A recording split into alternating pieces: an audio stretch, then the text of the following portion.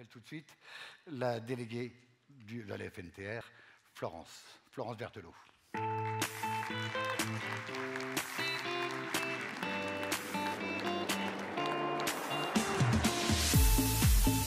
Bonjour Madame la déléguée générale. Bonjour Monsieur Bonaldi. Comment allez-vous depuis hier soir? Ça va. Vous avez fini à quelle heure? Ouais, j'ai fini. On n'a pas fini tard, mais il y avait des encombrements à Paris à minuit, donc oui, on a fini tard. Mais certains à 2 h du matin n'ont pas trouvé de problème de... Non, je crois qu'il y en a qui ont des petits yeux ce matin. On était au musée des Arts Forains pour notre soirée de gala après notre journée professionnelle, et ceux qui étaient, je crois, ont bien apprécié. La journée professionnelle précédemment, très dense aussi. Oui, très dense. On a fait le tour de quelques dossiers professionnels. Les collaborateurs de la fédération en charge de chaque dossier ont pu présenter une synthèse et puis un échange avec nos adhérents, ce qui était très important après 3 ans de se retrouver, de se parler, d'échanger, et on est très heureux. Le thème, c'est la croisée des chemins? Des routes. Des routes. C'est bien la peine de préparer. Oui, oui. Non, mais la croisée des routes, ça fait la FNTR à la croisée des chemins, fière de son passé, mais les yeux résolument tournés vers l'avenir, au cœur de l'Europe, essayant de produire... Alors, on se calme. Vous voyez, la FNTR, là, il y a un logo et il y a cette étoile. Une belle étoile. Ouais. Tout le monde croit que c'est une étoile, mais en fait, quand on a changé de logo, c'était un carrefour. D'accord. Et ça reste un carrefour. Et ça reste un carrefour. Et à la croisée des routes, finalement, quand on a choisi ce thème, et on a toujours été un peu visionnaire dans les thèmes de nos congrès, je rappelle, un autre monde, nouvelle ère, etc.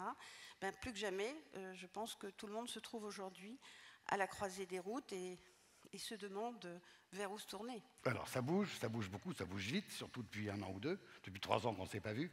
Le thème, cette année, transition. Transition sociale, sociétale même. Oui. Ensuite, l'énergétique et donc l'écologique. On parlera des nouveaux carburants. Et transition économique, on commence comme ça? Absolument, vous avez tout résumé, c'est parfait. Non, Avec... on a toujours l'ouverture par la Banque de France, notre partenaire depuis des années, dont les travaux sont extrêmement précieux, qui sont très volumineux, mais on demande toujours une toute petite synthèse au moment du congrès, mais qui est indispensable. Ensuite, un grand témoin qui nous fait l'honneur d'être là, Éric Heyer de l'OFCE, qui va nous donner un éclairage large, mais qui va permettre à chacun de se situer en essayant de se projeter autant qu'on peut se projeter aujourd'hui. Et puis ensuite, une table ronde avec des invités prestigieux que je salue et qui vont essayer de nous éclairer avec le témoignage aussi de transporteurs sur ces fameuses transitions. On parle souvent de transition énergétique, écologique, etc. On voulait aussi donner une dimension sociale parce qu'on considère que justement après 2 années de Covid, il y a une transformation du rapport au travail, les problèmes de tension sur l'emploi, le recrutement. On est très impacté dans le transport routier et ça nous paraissait intéressant d'avoir un éclairage aujourd'hui. Et d'insister sur la particularité du secteur. Oui, tout à fait. C'est un secteur, alors il paraît que tous les secteurs disent qu'ils sont à part, mais ce secteur du transport routier, il l'a largement démontré pendant ces crises, est parfaitement indispensable au fonctionnement de l'économie, au fonctionnement de la société, il faut sans cesse le rappeler. Et si tout se passe bien, s'il n'y a pas d'embouteillage, le ministre? Notre ministre sera là, il nous l'a assuré et nous en sommes très honorés. On l'a déjà rencontré au mois de juillet. Il est très au fait de nos problématiques et on attend avec impatience à la fois le discours de notre président qui va poser certaines questions et les réponses que le ministre pourra apporter. Merci, vous restez avec nous? Écoutez, eh bien, parlons d'économie. Le grand rendez-vous, une tradition presque, c'est un cadeau que nous fait la Banque de France chaque année, s'appelle Karine, nous venons nous rejoindre. Karine Jupin. Oh, installez-vous là, je vous en prie. Karine Jupin, directrice régionale des Hauts-de-France. Merci de venir de Lille jusqu'à chez nous. Les chiffres, comme d'habitude, le panorama, sachant avec, c'est important, qu'on va parler de l'année 2021. Oui. Mais je vous poserai quand même des questions sur 2022-2023, obligatoirement, sinon, quelle est votre vision? On commence par le panorama complet. Tout d'abord, merci beaucoup Jérôme, merci beaucoup Madame Berthelot pour ces propos très sympathiques sur notre partenariat depuis des années. Et puis bonjour à tous dans la salle. Donc oui, en effet, un premier panorama. Donc j'ai quelques slides à l'appui. Donc vous savez, hein, ça fait 13 ans qu'on fait cette étude, donc on a une profondeur des données importante. Et là, on va faire le focus sur quelques éléments. Et donc, tout d'abord, sur le panorama, ce que je voulais vous indiquer, c'est que c'est un secteur où il y a beaucoup de création d'entreprises. Donc, il y a 12% des entreprises du secteur qui ont moins d'1 an. Donc, si on compare par rapport au secteur des services, c'est 10%. Donc, c'est 2 points supplémentaires, c'est important. Et ce qui veut dire aussi, puisque c'est une tendance de long terme, c'est qu'on a plus de la moitié des entreprises qui ont moins de 8 ans dans le secteur des TRM. Donc là aussi, c'est un indicateur de jeunesse et qui se retrouve aussi sur l'âge des dirigeants. Parce que comme c'est des entreprises plus jeunes, eh ben on a aussi des dirigeants plus jeunes, puisqu'on en a plus d'un tiers qui ont moins de 40 ans. Donc, mais des boîtes solides, parce qu'elles ont passé le stade des 3 ans, plus de la moitié a plus de 8 ans, ça veut dire que c'est bien parti. C'est bien parti. Mais défaillance ? Voilà, c'est bien parti, mais vous voyez sur mon slide en rouge qu'on a un taux de défaillance qui est un peu plus important dans le secteur des TRM, qui peut l'être au niveau des services ou tout secteur de l'économie. Et en effet, c'est lié au fait qu'on a aussi des entreprises récentes, parce que les premières années, elles sont plus compliquées. Oui. Donc c'est à la fois dynamique par la création d'entreprises, et à la fois on a un taux de défaillance un peu plus élevé. Ce qu'il faut quand même noter, c'est que ce taux de défaillance, il est en baisse. Il est en baisse, donc par rapport à 2020, c'est classique par rapport aux autres secteurs. Mais si on regarde sur les années antérieures, là aussi c'est en baisse. Donc ça, c'est un indicateur favorable. On n'a pas encore l'influence des prêts garantis par l'État. Hein. Non. On n'est pas encore là. On en dira quelques mots. Plus tard. L'activité, les effectifs. L'activité. Donc en 2021, comme dans l'ensemble des secteurs de l'économie, vous voyez, c'est en bleu la courbe du TRM. Donc on a une croissance d'activité de 10%. Donc c'est significatif, oui. C'est une belle croissance d'activité. Bon, il faut noter quand même qu'en 2020, on avait eu un recul de 5%. Donc c'est le rebond après une année compliquée. Par contre, par rapport à l'ensemble du secteur des services, on est en deçà, puisque les services ont progressé de 16%. C'est quoi? C'est un retard à l'allumage?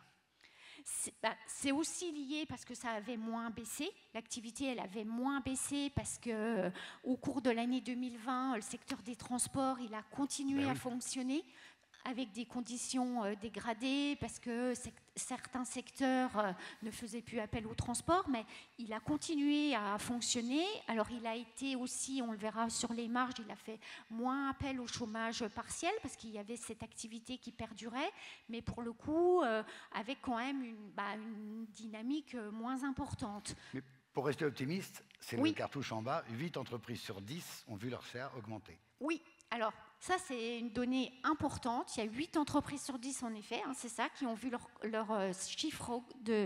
chiffre d'affaires augmenter. Et il faut quand même noter qu'il y a 15% qui ont vu leur chiffre baisser en 2020 et en 2021. Donc cette petite part d'entreprise, ou si on devait donner une alerte, ça serait un point d'alerte. 2 années de baisse de chiffre d'affaires, c'est une petite alerte, mais c'est 15% et en effet 80% qui l'ont vu augmenter. Juste ce que je voulais vous indiquer, c'est, vous voyez cette petite ligne hachurée grise, pointillée. Oui, en pointillé. Ce serait l'idéal? En fait, ça montre que si on n'avait pas, on oublie l'année 2020 et ce contexte de crise, si on avait continué sur la même tendance, parce que vous voyez, on était sur la même tendance d'évolution dans tous les services, on devrait être à ce point, on devrait être à ce point-là, là où sont les services, et on voit qu'au niveau du TRM, on est un petit peu en deçà. On n'a pas encore totalement récupéré l'activité. Ça s'explique? Peut-être parce qu'on a moins ralenti aussi et que voilà, le 2021 est moins de rebond. Les effectifs? Alors, les effectifs. Alors, très favorable, puisque le secteur a recruté 3% de hausse d'effectifs. Et même pendant l'année 2020, où vous voyez, c'était une année avec une baisse d'activité, le secteur avait avait renforcé ses effectifs, 0,5%, et là, plus de 3%. Donc là, bravo à tous les chefs d'entreprise du secteur, parce que c'est très dynamique sur l'emploi, et c'est un indicateur très positif. Double bravo, parce que c'est difficile de trouver du monde. Voilà, dans un contexte où, comme vous le dites, dans un contexte où il y a des difficultés de recrutement, oui. Parce que tout secteur d'économie, on a quasiment 6 chefs d'entreprise sur 10 qui nous disent qu'ils ont des difficultés à recruter. Et puisqu'on parle de difficultés de recrutement, on peut faire le lien avec le personnel intérimaire. Parce que vous voyez que le personnel intérimaire représente 8% des charges de personnel. Donc on est plutôt sur une tendance assez stable. Là, ce 8%, c'est plutôt structurel, parce qu'on le retrouve sur longue période depuis 2017. À la fois, cette année, ce que nous disent les chefs d'entreprise, c'est que c'est lié, c'est pour pallier des difficultés de recrutement. Oui. Alors que les autres années, c'était pour combler une progression d'activité, vous voyez, ponctuelle. Et la courbe est presque flat, parce que les difficultés de recrutement ne datent pas d'hier. Voilà. On parle de la marge. Aïe. Alors, les marges, donc là, sujet important, parce qu'on voit que l'activité a progressé, et les marges. Alors là aussi, indicateur positif, parce que vous voyez un taux de 6,4%. Quand on parle du taux de marge brute d'exploitation, en fait, c'est le BE, donc la valeur qui a été créée, moins les charges de personnel, moins les taxes. Oui. On arrive à le BE et on compare au chiffre d'affaires. Donc vous voyez, c'est 6,4%. On voit qu'on retrouve le niveau qu'on avait en 2014, donc une progression de la rentabilité par rapport à 2020, qui peut s'expliquer parce que oui, on a retrouvé un niveau d'activité supérieur, donc ça permet de mieux couvrir les charges fixes. Mais ce qu'il faut noter aussi et qui est important, c'est que dans un contexte de hausse du prix du gasoil, oui, les entreprises, elles ont réussi à répercuter cette hausse sur les tarifs à leurs clients, parce que sinon, on aurait une baisse des marges. Donc ça, c'est important.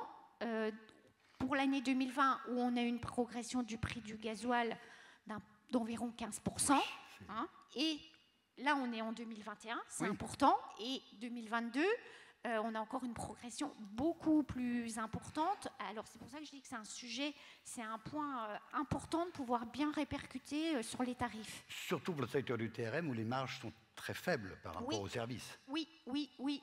Les marges, elles sont très faibles, parce que vous voyez, si on regarde cet indicateur, donc là, le résultat courant avant impôt, par rapport à ce que je vous ai dit tout à l'heure, il y a la partie investissement. Donc là, et on voit qu'après investissement, le taux de rentabilité, il est de 2%. Donc, point positif, il progresse, on oui, gagne 0,5 points, mais sur longue période, ce 2%, c'est le taux de rentabilité. On est sur un secteur où les taux de rentabilité sont plutôt faibles. Sont plutôt faibles, et d'où l'importance de bien répercuter ces hausses. Mais vous voyez là sur 2021, il y a quand même ce gain de 0,5 points qui est un point positif. Alors, à nuancer avec le fait où on a 70% d'entreprises qui sont bénéficiaires. Donc ça veut dire qu'on en a 30 qui sont déficitaires. L'année dernière, c'est inaudible. 30% des entreprises sont déficitaires. Oui. Donc ensuite, mais pourquoi il y a autant de monde aujourd'hui? Déficitaire, ça peut être quelques points. Vous savez, on passe d'un côté ou de l'autre de la barre. Après, c'est pas parce qu'elles sont déficitaires qu'elles vont être défaillantes. Mais en effet, et quand on compare à l'ensemble des secteurs de l'économie, on a 84% des entreprises qui sont bénéficiaires. Donc on voit bien que dans ce secteur-là, les marges, c'est le nerf de la guerre. Oui.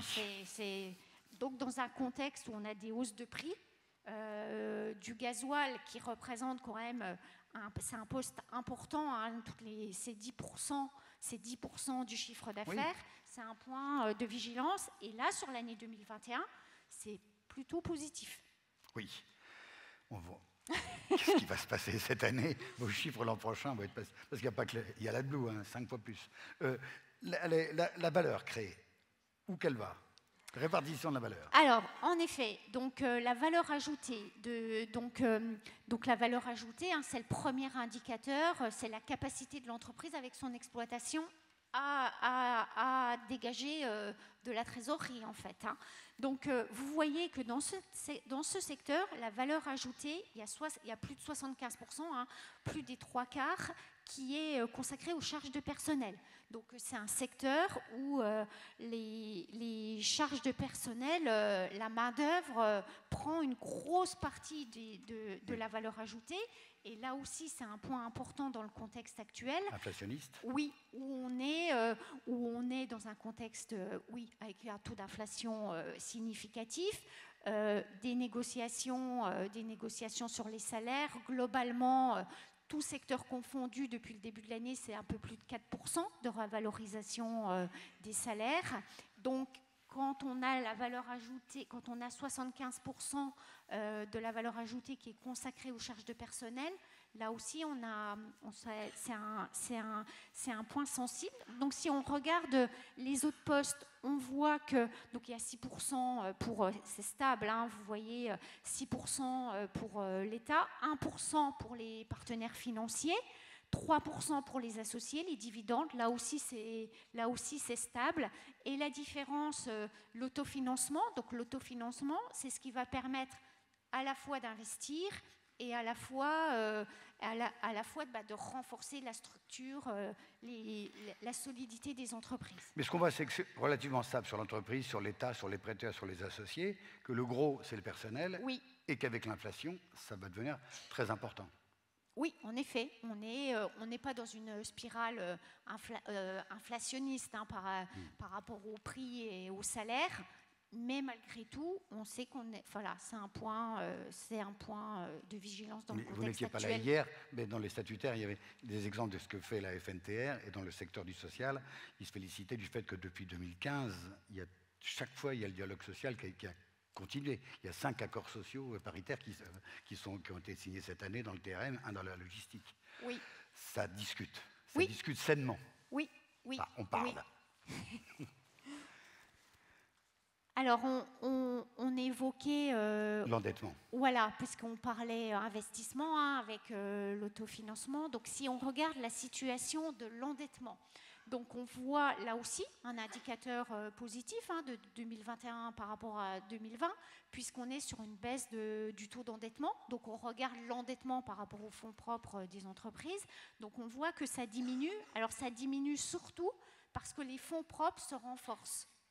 Hein, c'est pas l'endettement qui diminue, c'est les fonds propres qui se renforcent. Donc, l'entreprise qui est aussi plus solide pour globalement l'entreprise TRM qui est plus solide. C'est une bonne nouvelle, ça. Ça, c'est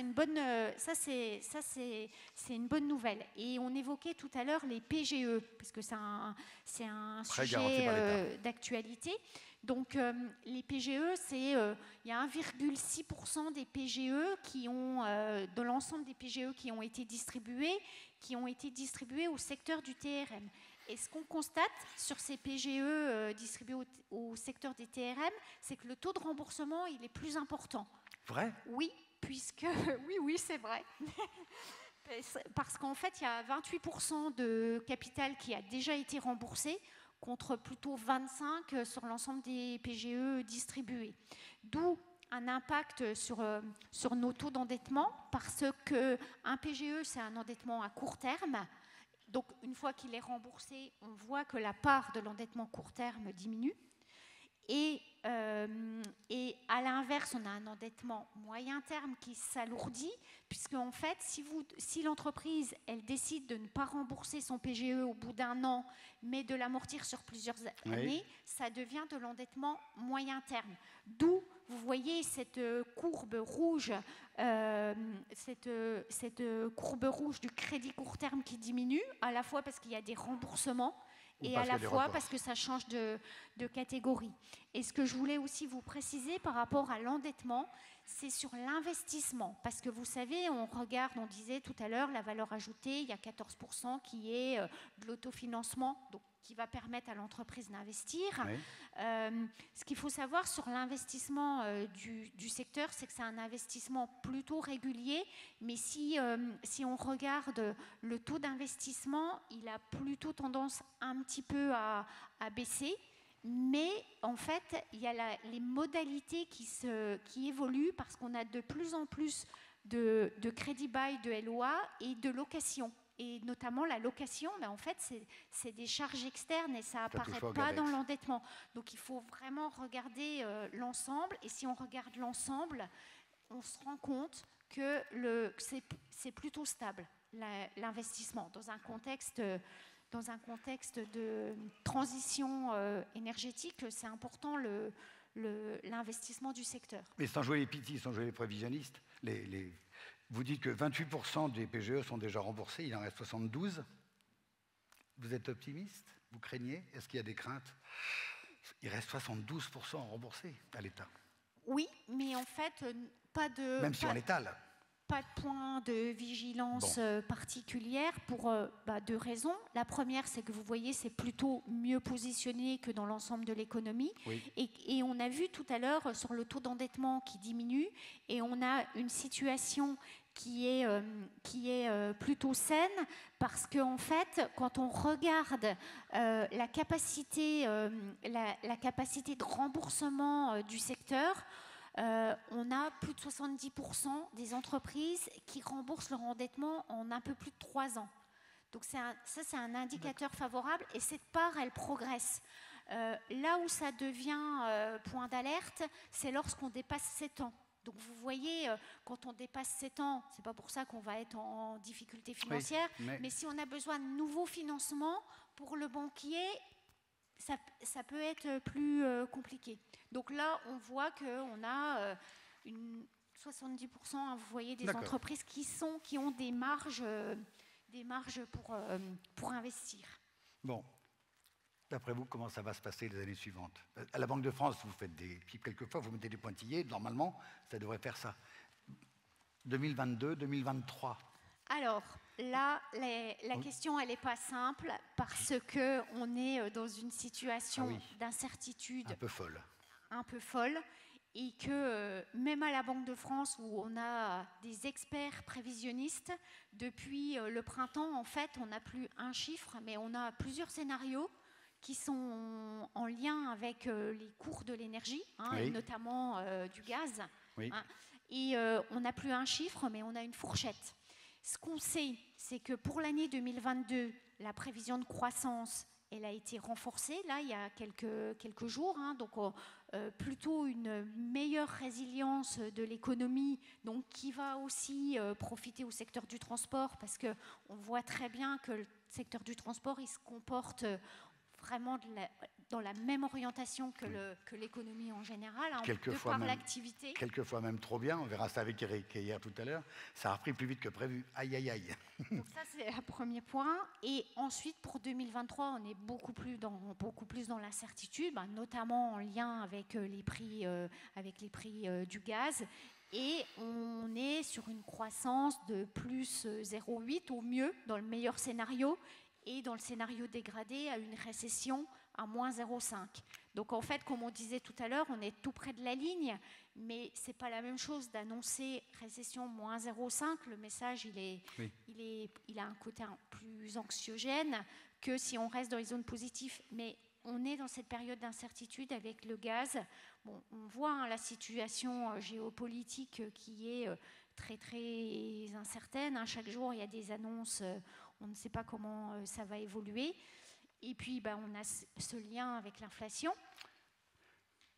Mais l'inflation va toucher tout le monde. Il y a une spécificité sur le secteur du TRM, c'est les énergies. Oui. Focus encore 2023 ou 2022 sur le TRM. Il s'en sortira bien? Est-ce que, même si tout le monde va mal, est-ce qu'ils s'en sortiront mieux? Est-ce qu'ils vont suivre exactement la même courbe que la croissance nationale?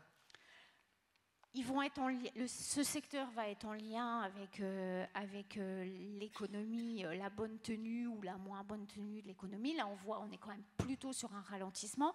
Et le vrai sujet sera la répercussion des coûts de l'énergie sur les devis. C'est vraiment ce sujet-là. On l'a vu sur les marges. Hein, et pour l'année 2021, cette répercussion, elle a vraiment eu lieu. Une question, je sais, c'est difficile pour vous de répondre parce que vous êtes Banque de France et vous devez rester Banque de France. Imaginez, vous êtes patronne d'une entreprise de transport. Vous avez une trentaine de camions. Vous êtes optimiste? Qu'est-ce que vous retenez de ces chiffres? Qu'est-ce que vous vous dites? Moi, je suis optimiste parce qu'en fait, on voit que l'activité, elle est là. L'activité, elle est là. Les marges, on sait sur une tendance de long terme qu'elles sont faibles, mais elles sont maintenues. Et on est en progression là sur. Voilà. Mais avec cet enjeu sur les prix d'énergie. Voilà, sur les prix de l'énergie, en effet. Merci.